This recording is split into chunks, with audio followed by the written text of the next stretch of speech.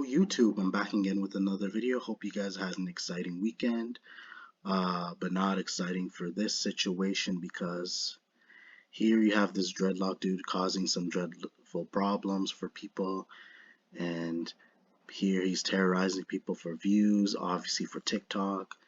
A lot more worse than Mizzy in my opinion, because we find out this 19-year-old named Alford Lewis was going around sucker punching random people. And people refer to this as the knockout game. From what I'm aware of, this was like invented in the U.S. back in the early 2000s.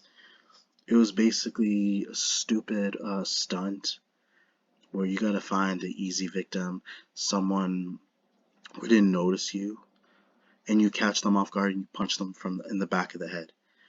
And sometimes people will even like pistol whip them, like they'll hide a pistol and they'll pistol whip them behind just in case they don't faint. So they want to ensure that. But this guy, he's a complete degenerate, more annoying than the other two pranksters I mentioned. This lets you know, like, these pranks aren't pranks anymore. It's harassment, and it's really pathetic at this point. I feel like these people are pretty much, their brain cells are pretty much separated. Like, it's like they're trying to like really, it's like something's extracting their brain cells, and their brain can't process carefully. They don't know the difference between a prank and doing something illegal, like this activity right here. Clearly, this is an illegal activity rather than a prank. And then people ask him, the people that suck me. I would have fought back in that situation. I would defend myself. They're being nice to ask them, why would you do this? And then you have the guy instigating in the background, recording, laughing with him after they sucker punch their victims. Really pathetic, honestly. People like this should be off the streets. And and this took place in Houston, from what I understand. So, and you have people being like spoke to, like you have townspeople, you have folk people, um, they have the news people asking their opinion about how they feel about the situation after showing them the videos. Of course, they don't agree. They're not going to be too angry. They want to show a good face. Obviously, they are aware that what he's doing is wrong. And the reason why I also want to talk about this video, also this creates the stereotype towards black people, because we see, from what I've, especially when you watch the news especially lately, even whether it may be in the past or now, notice how a lot of the people that are being shown sucker punching people, the perpetrator tends to be black. And you know what? And some people don't realize they need to be aware of their surroundings. And some people don't look at the media outlets. Some people don't think, or people should just think that, like, it shouldn't come across their mind. But when you look at the media outlet, it does create stereotypes towards black people, because it's the news letting people to be aware of who you hang out with and who you're surrounded with. And that's how some people know. I don't agree with this um, logic. I don't agree that someone should become racist because another individual's actions. But unfortunately, that happens to be the case, because people care too much about their safety. Of course, people become very delirious. But because they've witnessed, may not be in real life, but because when you see this too often on social media, especially in the news, that's their outlet to let people know that this is what's happening. You need to be more careful who you hang out with, and it drives people crazy. And now it changes their perspective and how they treat other people, and who they think they're best to hang with, who they consider trustworthy, and who they consider non-trustworthy. And he does get into videos well, he shows no remorse, I can assure you that, though. It's actually really despicable. because I can be because of his the way he responds. It's just he tries to encourage other people not to commit crime or not to go around harass people because it's not right and you might end up going to jail. And he's literally jittering. He's being very slow. Like he pretends like he's sympathetic and that he's very sorry and that he has and he's trying to cope with his actions and try to improve himself and let people know that he is not that kind of person, that he made a mistake in his life and he thought it was all just a prank. It was clearly sounds like more like an excuse than a prank, because clearly you're just trying to come up with a lie to persuade people that you weren't in the right state of mind. Of course you weren't in the right state of mind. You just thought that like because cops don't care because cops are busy nowadays that they don't look into these videos, which they clearly do because it makes their job that much easier, and they're looking to find criminals that they can easily track, for them to put them away and give them good reason to have like civilized people count on them more, rather than the people going out and terrorizing people. Even though cops have more power than the people, they have more power than the criminals outside of law enforcement, but it it it drives people to make them realize that they need cops more than anything, which is true though, which is their job actually. So at the same time they're bringing peace because that is their supposed goal, that is their supposed duty, and they have to follow through with it. But there are those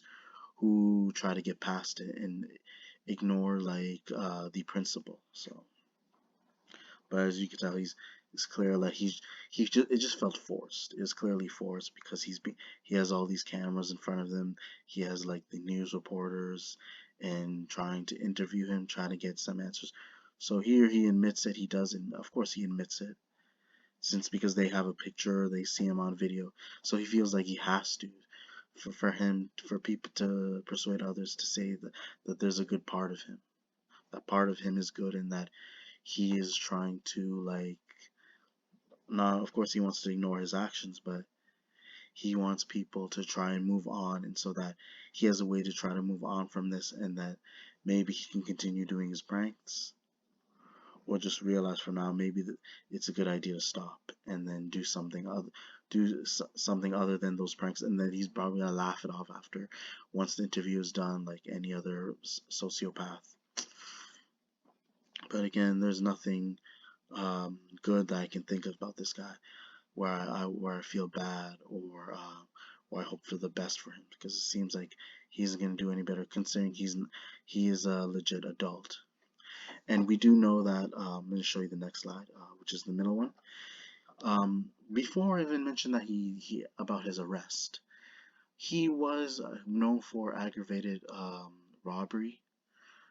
No, my mistake, it was armed robbery and probably I'm sure obviously you gotta include the aggravated assault. He was also known for armed robbery, which I wasn't aware of after the video footage.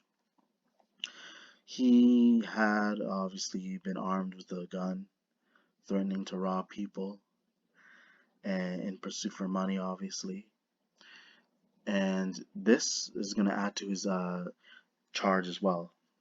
And this is also his like new mugshot for like what happened, as you know, for his past crime, him sucker punching innocent people, and that will be added to his crime. And from what I understand, he's in court, and then during the during the court case, they made sure to announce his sentence that he's been given 15 years, and his bail was originally 10,000, but the judge decided to have second thoughts. He changed his mind and realized that was enough, so they decided to bump it from 10,000 and plus 20,000, so his bail's up to 30,000. Even though it probably should be more, in my opinion, maybe 50,000, might be added 20,000 more dollars, because he shouldn't be roaming on the street. He should not be roaming around the streets, honestly. especially if he's known for armed robbery, because clearly this is not a prankster. This is like clearly like a definition of someone who's gone down bad, as well as clearly who's not in the right state of mind and who cannot be able to interact with people and civilized people who are trying to make a living. And this is someone who will just continue to destroy more lives.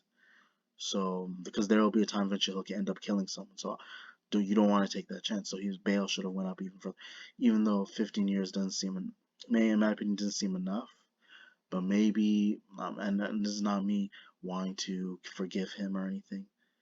Maybe he will be able to reconsider his life and be able to correct himself, and then have the inmates correct him even further, so that he can avoid taking the wrong path again. Because I don't care if that person's young. You're 19, you're still an adult, you're adolescents. You should already know better. And that people aren't going to take you kindly just because you're young. And that it shouldn't be any sort of like slap on the wrist, as well as it shouldn't be a double standard. And of course, because that's when you decide, that what you decide is how it's going to change your life. No special treatment for this kid whatsoever. I will not even consider him a kid because he's still 19-year-old, because yeah, people would still consider that kid because he's still naive, dim-witted, as well as hasn't had a full experience with life. That may be true though. Not be able to drive a car, not to be able to have a real job, not know what it's like to be able to do a real interview with people when looking for a job, not having to pay bills and stuff. Those apply all combined. And hopefully when he does go to jail, he's gonna have his attitude's gonna change. He's not gonna have the same tough guy persona. I want to hear the fear that's going through his mind, whether he, especially when he gets out, that he somehow is afraid not to do this again because of what prison has done to him, what has made him realize, like, what you do out there, you're not gonna have that same attitude like you do out there while you're in prison. So we're gonna change that for you. And then the inmates are serious. There are inmates that are serious, that will put you in your place, letting you know who's boss. And clearly he's gonna have to be their punching bag. So, and because the inmates there, I can assure you, because of how long their sentences are, and since some of them can't get out, they are looking for someone to basically, like I said, that is an easy target, someone to push around and basically make them their little puppet, make them their tool for until they're out of prison. One day, once they're let go. So, but I don't want to give this guy any approval. And in prison, of course, they're gonna take care of him one of these days, because they're gonna make you realize the reality that, like, life is not gonna be easy for you afterwards, and that you need to be punished, like, wholeheartedly. You need to be punished to the fullest, not only given the sense, but witness what it's like being in prison. And again, he's gonna be someone's female dog, and they're gonna treat him like as he should be, a coward, a p word. You know what I mean, with the pussycat, and that's the best way to describe it. And hopefully, no, but whether he gets out of prison, I just hope he is traumatized from all that he's done and what he's experienced. But again, I already said enough, you guys. Hopefully you guys enjoyed the video. Be sure to check for more upcoming content later in the future. Be sure to check your notifications, comment, like, subscribe. Thank you.